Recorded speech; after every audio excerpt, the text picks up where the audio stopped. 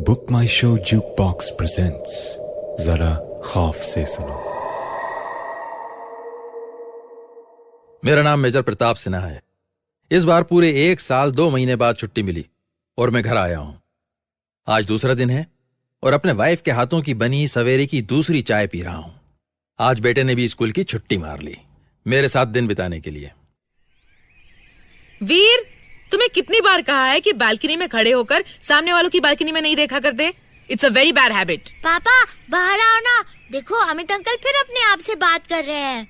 हाँ वीर, तुम जाके रेडी हो जाओ, फिर मॉल चलेंगे।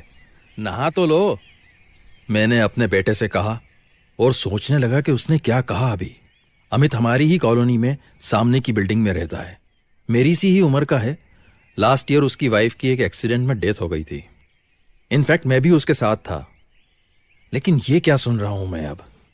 अमित अपने आप से बात कर रहा है। मैंने वैदेही से पूछा, ये वीर क्या कह रहा है?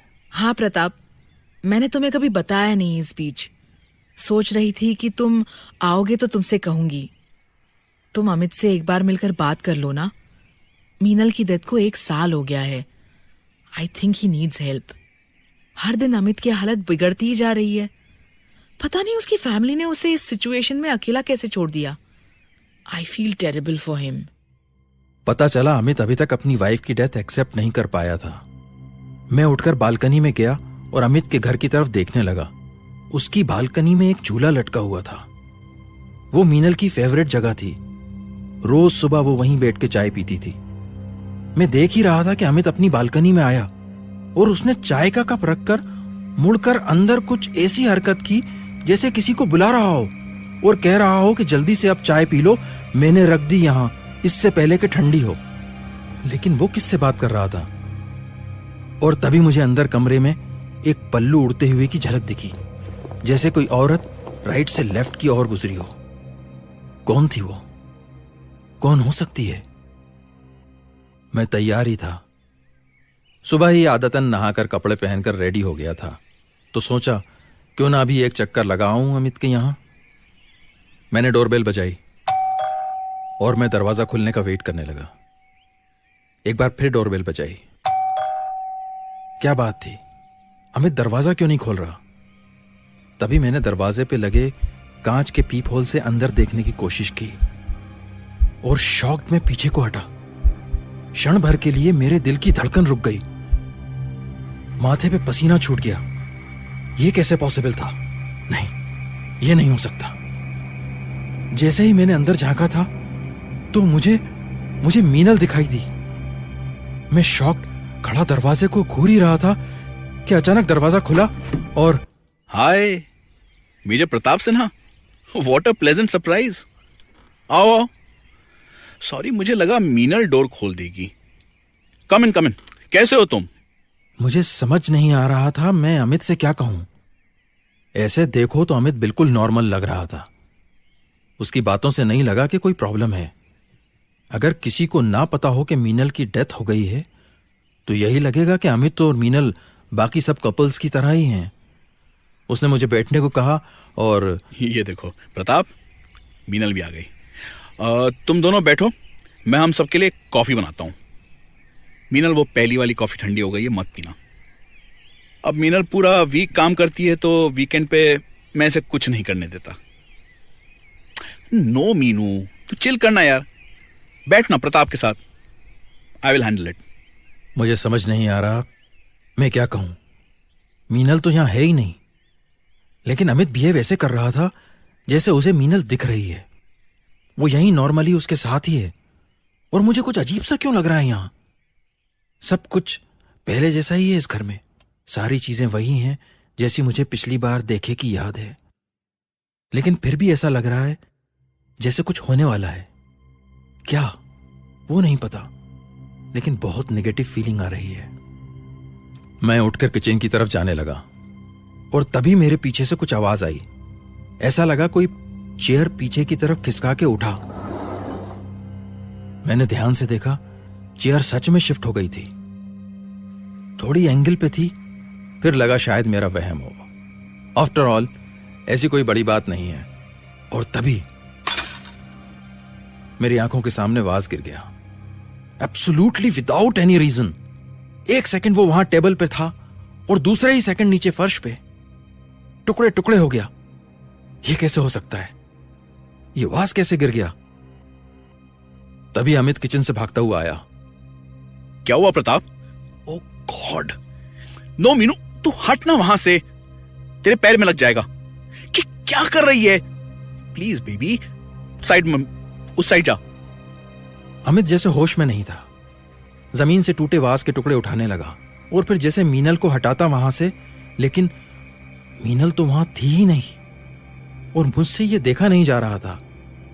फाइनली मैंने उसके हाथ से कांच लिया, उसे बिठाया, कांच के पीसेस कलेक्ट करके डस्टबिन में डालकर आया कि उससे बात करूंगा, लेकिन देखता हूं कि अमित वहां ऐसे बैठा है जैसे मीनल का हाथ पकड़े हुए हो। मैंने कहा था ना मीनू, कांच मत उठा, देखना तेरे हाथ में लग गई। मैंने आगे बढ़ के अमित को समझाना चाहा, पर मुझे समझ नहीं आ रहा था कि क्या कहूं, उसे कैसे समझाऊं कि मीनल जा चुकी है। फिर भी मैंने डिसाइड किया एक बार तो ट्राई करना ही होगा। अमित, मैं सोच रहा था क्यों ना तुम मेरे एक दोस्त से मिल लो। श्योर। कौन दोस्त? एक्चुअली मेरा अच्छा दोस्त है, साइकोलॉजिस्ट है। और ये सुनते ही अमित का एक्सप्रेशन ऐसे चेंज हुआ। ओह, मैं समझ गया, तुम भी मेरे पेरेंट्स, मेरी सिस्टर की तरह बात कर रहे हो। मैंने सबका फोन उठाना बंद कर दिया है इन्हीं बातों की वजह से। यू नो, सब मुझे यही कहते हैं, डॉक्टर से मिल लो, मेडिटेट करो, मंदिर जाओ, लाइफ को एक्सेप्ट करो, और पता नहीं क्या क्या। अमित, सब तुम्हारे वेल विशर्स ही हैं। मैं जानता हूं जो तुम्हारे साथ हुआ वो बहुत ट्रेजिक है, लेकिन तुम्हें एक्सेप्ट तो करना होगा ना।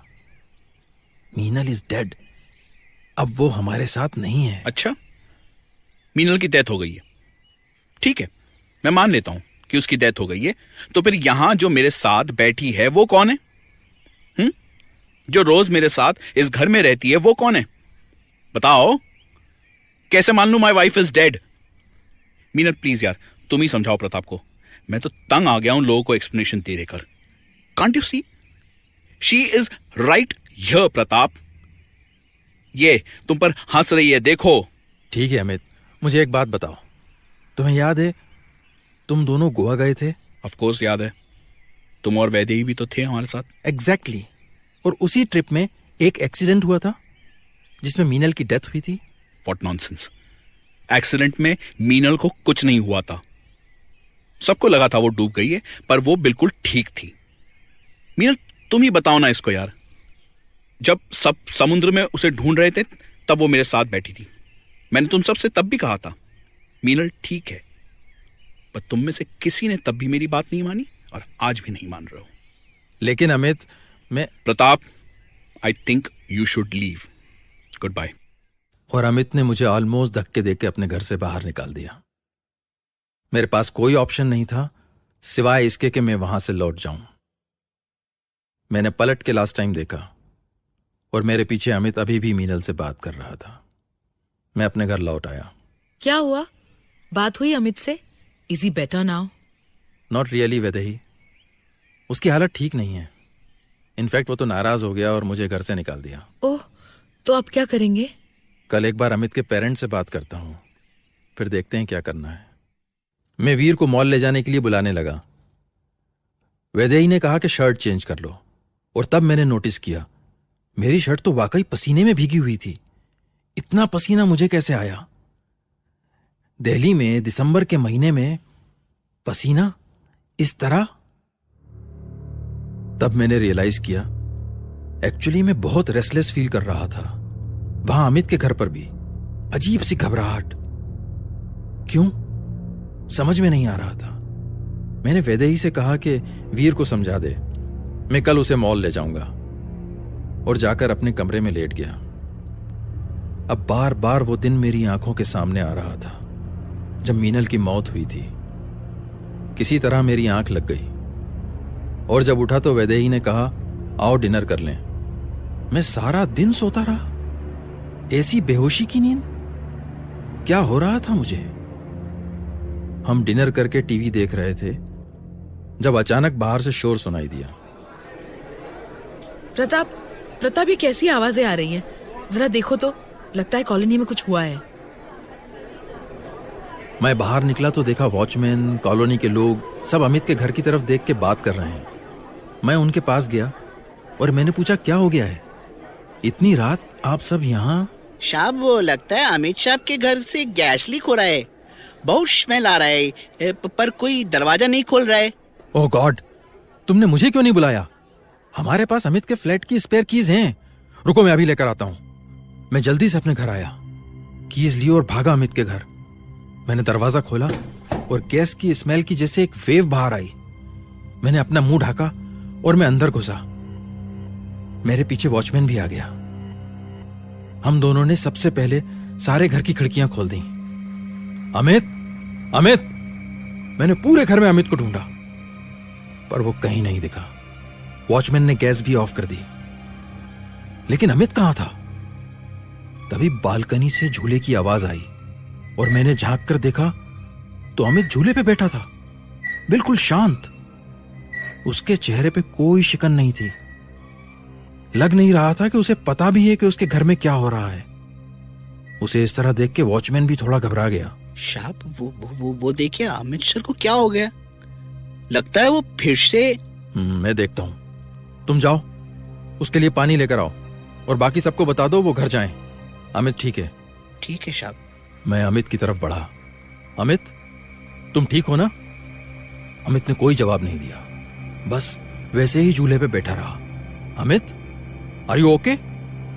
चल चल तू मेरे साथ चल, रात को मेरे घर पे सो जाना। यहां अकेले नहीं रुकने दूंगा मैं तुझे। नहीं प्रताप, मैं मीनू को अकेला छोड़कर कैसे? उसे अंधेरे से डर लगता है ना, इसीलिए मैं उसके साथ हूं ताकि उसे डर ना लगे। मैं बस किसी भी तरह अमित को अपने साथ ले जाना चाहता था। और सच कहूं तो मुझे भी बहुत अनकंफर्टेबल लग रहा है। बालकनी में हवा चल रही है, कॉलोनी की लाइट्स ऑन है, लेकिन फिर भी अमित के घर में एक अजीब सी एनर्जी महसूस हो रही है, बहुत ही सफोकेटिंग। ऐसा लग रहा है जैसे सांस लेना मुश्किल हो रहा है। पता नहीं अमित कैसे रह रहा है यहाँ पे। साहब पानी ले अमित, थोड़ा सा पानी पी ले। मीनू को देना, देखना उसे कितनी प्यास लगी है। मैंने गिलास टेबल पे रख दिया। साहब आप है ना इधर, मैं चलता हूँ। मैं समझ गया। वॉचमैन घबरा गया था, पर मैं अपने फ्रेंड को इस हालत में कैसे छोड़ सकता हूं। मुझे तभी एक आइडिया आया। अच्छा चल अमित, मीनल को भी ले चलते हैं। तुम दोनों रात को मेरे घर पे रुक जाओ। देख, यहां गैस लीक हुई है, इट्स नॉट सेफ। व्हाट से मीनल, हम चलें प्रताप के घर? मैंने देखा अमित मीनल से ऐसे बात कर रहा था जैसे वो झूले पे उसके साथ बैठी हो। मैंने अमित से कहा कि वो 2 जोड़ी कपड़े भी रख ले, और अमित मीनल से पूछकर कि वो येलो शलवार कमीज भी रख ले, अंदर को गया। मेरी आंखों के सामने अमित अंदर चला गया। मैं भी अमित के पीछे जाने को हुआ जब किसी के गुनगुनाने की आवाज आई। मैं रुक गया। मैंने पलट के देखा और देखता ही रह गया। मेरे सामने झूले पे एक शेडो बैठी थी। वो ह्यूमन नहीं थी, लेकिन वो मीनल ही थी। मैं जैसे जहां खड़ा था वहीं जम ही गया। मैं चाह के भी वहां से जा नहीं पा रहा था। मुझे अपने घर की बालकनी सामने दिखाई दे रही थी, लेकिन मुझे लग रहा था जैसे मैं यहां हमेशा के लिए कैद हो गया हूं। हाय प्रताप, कैसे हो? अमित को ले जाना चाहते हो? ये तो पॉसिबल नहीं है। तुम अमित को नहीं ले जा सकते। जानते हो क्यों? क्योंकि मैं ऐसा नहीं होने दूंगी। अमित ने कहा ना, मुझे अंधेरे से डर लगता है। ये सच है। तुम्हें याद नहीं, जब हम सब साथ में गोवा गए थे और लिफ्ट में लाइट चली गई थी और मैंने घबराकर तुम्हारा हाथ पकड़ लिया था? बस इसीलिए तो आज मैं यहां हूं। जिंदा तो शायद नहीं हूं, तो क्या मर गई हूं? क्या ये मौत के बाद की हकीकत है? Is this what we used to call life after death? तुम ही बताओ ना प्रताप, तुम तो मेरे भी फ्रेंड थे ना? मीनल, मुझे जाने दो। मैं जाना चाहते हो तो चले जाओ, मैं नहीं रोकूंगी। लेकिन किसी को तो सच पता होना चाहिए ना। उस दिन जब हम गोवा में स्विमिंग कर रहे थे ना, अमित ने ही मुझे जबरदस्ती पानी के अंदर पुश किया था, ऊपर ही नहीं आने दिया और मेरी मौत हो गई। वो बेचारा जेलस हो गया था, उसे लगा था कि हम दोनों के बीच कुछ चल रहा है। ये सच नहीं है। मैंने तुम्हारे बारे में कभी ऐसा नहीं सोचा, आई स्वेयर। तो ठीक है, चले जाओ, लेकिन अमित को तुम नहीं ले जा सकते। उस मोमेंट में मुझे अपने बेटे का, अपनी वाइफ का चेहरा दिखाई दिया और मैं वहां से भागा और तभी मीनल की आवाज आई। प्रताप, जब भी तुम मेरे बारे में सोचोगे ना, मैं आ जाऊंगी। मैं रोज कोशिश करता हूं कि मीनल के बारे में ना सोचूं, लेकिन वो मेरे ध्यान से निकलती ही नहीं। ऐसा लगता है वो मेरे कंधों पे बैठी है। कितनी बार कहा है मीनल से, मुझे छोड़ दो, छोड़ दो, पर वो छोड़ती ही नहीं। डॉक्टर मिश्रा, मेरे हस्बैंड कब तक ठीक हो जाएंगे? प्रताप की इस हालत को 1 महीना हो गया है। हमेशा मीनल की बातें करते रहते हैं। Just look at him. वो सीधे तक खड़े नहीं हो पा रहे हैं। हुआ क्या है उन्हें? कब तक हम उन्हें इस हॉस्पिटल में रखेंगे doctor? Mrs Sinha, please control yourself. I think आपके हस्बैंड को उनके फ्रेंड अमित की डेथ का बहुत मेजर शॉक लगा है। I think it's a psychological issue. We will have to give him some time, that's all. Meet My Wife was written by Isha Sharma and Satyam Tripathi. Directed by Satyam Tripathi with performances by Imran Hasni, Trupti Khamkar and Satyam. Come back next week for another horrifying story called The Bargain.